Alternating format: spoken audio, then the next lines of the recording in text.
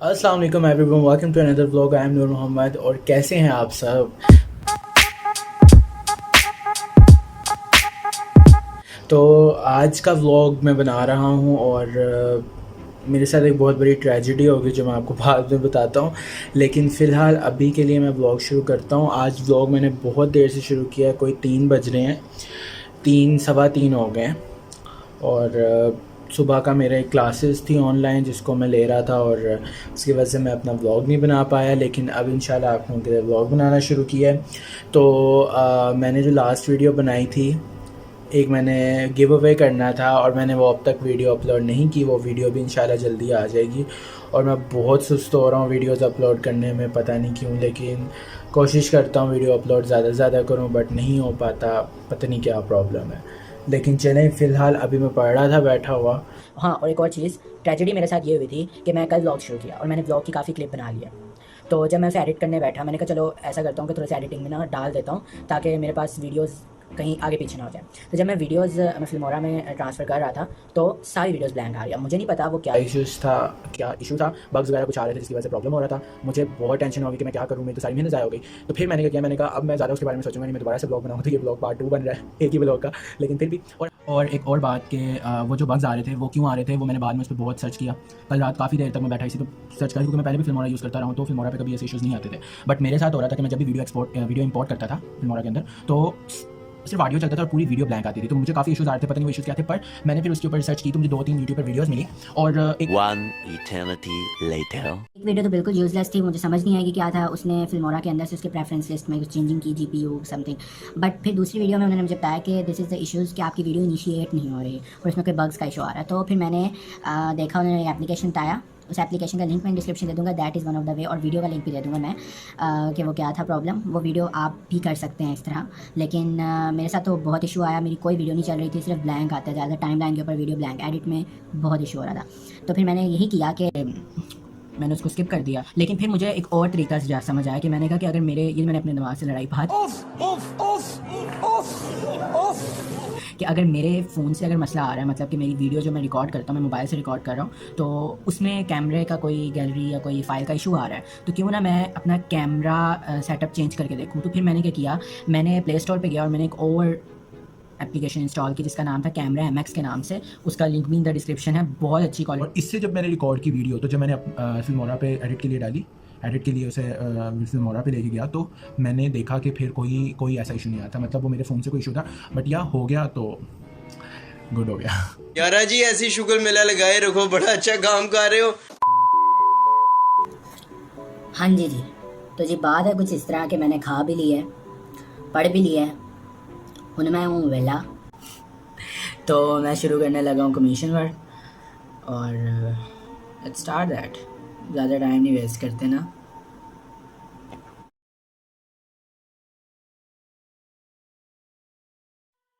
Hello friends, तो शुरू करते हैं। सबसे पहले मैंने टेप से अपने तमाम कॉर्नर्स को टेप कर लिया है।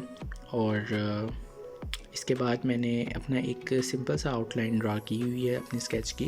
रेफरेंस पिक्चर आपने देख ली थी, तो इसको मैं सिंपल अपनी एचपी पेंसिल के साथ, मैकेनिकल पेंसिल एचपी की, उससे मैं 0.5 mm की है, उससे मैं सिर्फ अपने आउटलाइंस को क्लियर कर रहा हूँ, नीट कर रहा हूँ। अब ये आपका फ़र्स्ट स्टेप है कि सबसे पहले आपने अपने आउटलाइंस को नीट करना है। आफ्टर दैट आपने क्या करना है कि आपने अपनी शेडिंग को शुरू करना है। अब यहाँ पे मैं 0.7 फैबर कैसल की HB लेड से ही शेडिंग कर रहा हूँ। और मैंने यहाँ पर इसका एक फ़र्स्ट वॉश दिया है हल्का सा, और इसे ब्लेंडिंग ब्रश से मैंने, यानी आप कोई भी ब्लेंडिंग ब्रश यूज़ करते हैं, आप ब्लेंडिंग स्टेम्स भी यूज़ कर सकते हैं, और आप कॉटन बड और टिश्यू पेपर का भी यूज़ कर सकते हैं ब्लेंडिंग के लिए। नाउ आपने क्या करना है, सबसे पहले आपको अपनी रेफरेंस पिक्चर को सामने रखना है और तमाम फर्स्ट शेड आपने देखना है, मतलब आपकी स्केच के अंदर कौन से डार्कर शेड कहाँ पर है, लाइटर शेड कहाँ पर है, और आप अपने स्केच के एक साइड से शुरू हो जाएं और वहाँ पर डार्कर और लाइटर का कॉम्बिनेशन देते जाएं। और एक टिप याद रखें कि जब भी आप अपना स्केच शुरू करें और अपनी शेडिंग कर रहे हों, तो आपने सिर्फ एक एंगल पर स्केच शुरू करना है, मतलब एक एंगल पे शेडिंग को रखना है। ये नहीं कि कोई आप किसी एंगल पे शेड कर रहे हैं, कभी पेंसिल को किस एंगल पे कर रहे हैं, कभी नहीं, आपने सिर्फ एक तरफ करना है। अभी आपको इससे क्या होगा कि सिमेट्री मिलेगी, तो इस चीज़ का ख़ास ख्याल रखें। अब मैं एक आई को कंप्लीट कर लिया, अब मैं दूसरी आई पे आपको बताता हूँ कि आई में आपको हमेशा पर्सपेक्टिव एंगल का ख्याल रखना है। कौन सी चीज़ आगे है उसको लाइट शेड करना है, और जो चीज़ पीछे डेप्थ में जा रही है उसको डार्कर शेड करना है। Very simple. इसके बाद मैं सिंपली अपने थोड़े से शेड्स को आइडेंटिफाई कर रहा हूँ कि कहाँ पर डार्कर शेड आना है और कहाँ पर लाइटर शेड आना है। आपकी रेफरेंस पिक्चर आपको ज़्यादा एक्सप्लेन कर देगी।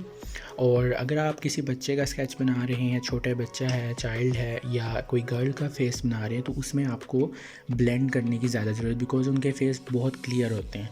But here the situation is like कि मैं यहाँ पर एक एजड पर्सन की ड्राइंग बना रहा हूँ, तो यहाँ पर मुझे ज़्यादा ब्लेंड करने की ज़रूरत नहीं है। अब यहाँ मैं फोरहेड के थोड़े से अप एंड डाउन्स और बम्प्स को शो कर रहा हूँ जो कि फेस पर होते हैं, उनको कंटोर कर रहा हूँ, सही तरीके से उनको शेड कर रहा हूँ, उनको एक प्रॉपर शेप दे रहा हूँ।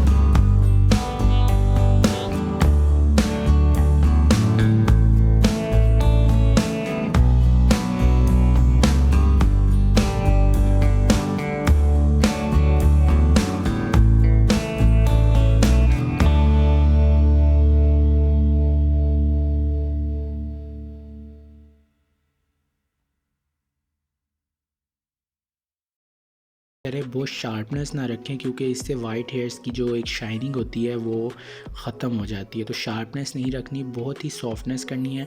इधर मैंने कहीं कहीं ब्लेंडिंग ब्रश से इसको ब्लेंड भी कर रहा हूँ मैं साथ साथ, तो इस चीज़ का भी ख्याल रखें। अब मैं नेक के पोर्शन पे आ गया हूँ, तो नेक आप अकॉर्डिंग टू शेडिंग के हिसाब से, अब नेक बियर्ड के नीचे छुपी हुई है, तो आपको बहुत ख़याल से उसको कवर करना है।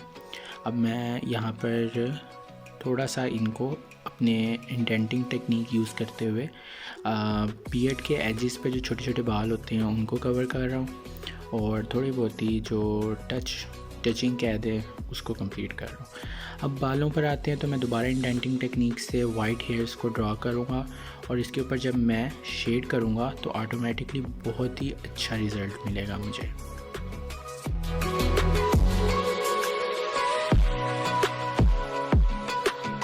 इंडेंटिंग टेक्निक करते वक्त आपको एक चीज़ का ख़ास ख्याल रखना है कि आपने जिस सिमेट्री में बाल जा रहे हैं उसी सिमेट्री में अपनी इंडेंटिंग टेक्निक करनी है और अपने स्क्रैचेस डाल दें। ये नहीं कि आपके बालों की सिमेट्री और तरफ है और आप अपने स्क्रैचेस कहीं और डाल रहे हैं।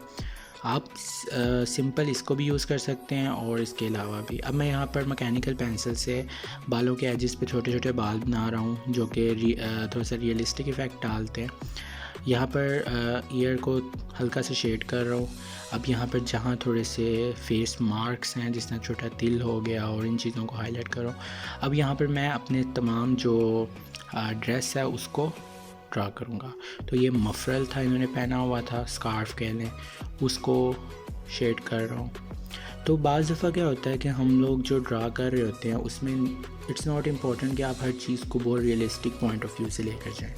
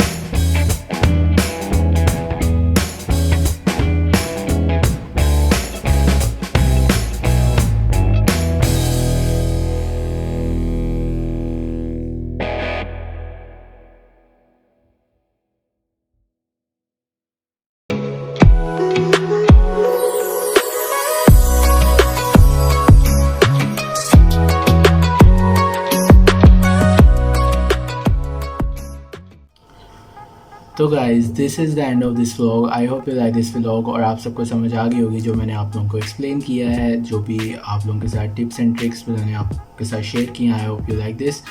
सो हमेशा की तरह आखिर में, if you like this vlog please give a big thumb, like it, share it, comment it, and please do subscribe the channel, click on the side bell icon so you will be notified when I am on YouTube. और तब तक के लिए next vlog का इंतज़ार करें और इंशाल्लाह फिर नेक्स्ट व्लॉग में मिलते हैं। तब तक के लिए खुदा हाफिज़।